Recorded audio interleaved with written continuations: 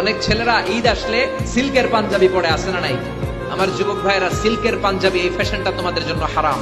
যুবকরা হাতে স্বর্ণের আংটি পরে, গলায় চেইন পরে, মেড অফ গোল্ড, স্বর্ণ দিয়ে বানানো যে কোনো জিনিস ইউজ করা, তারপরে সিল্কের কোন জামা পরা ছেলেদের জন্য হারাম করেছে কে?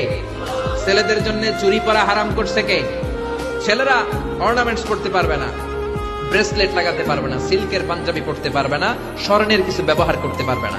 এছাড়া তুমি তোমার নাভি থেকে হাঁটু পর্যন্ত ঢেকে সব ধরনের ফ্যাশন তুমি নিতে পারো। নতুন একটা ফ্যাশন এসেছে, চুলের এই দুই দিকে একেবারে মাথার সাথে মিলাইয়া চুল কাটে আর এদিক দিয়ে ঘোড়ার মতো রাখা আছে না নাই?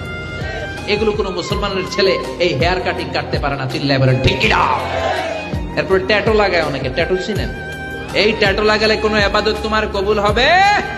তার মানে তুমি যে ফ্যাশন গুলো করবা, ইউর ফ্যাশন শুড বি হালাল। এই নিয়মগুলো মেনে ছেলে মেয়েরা যেই কোনো পোশাক পরো, যেই কোনো ফ্যাশন নাও, ওই ফ্যাশনের মধ্যে বরকত আছে না নাই?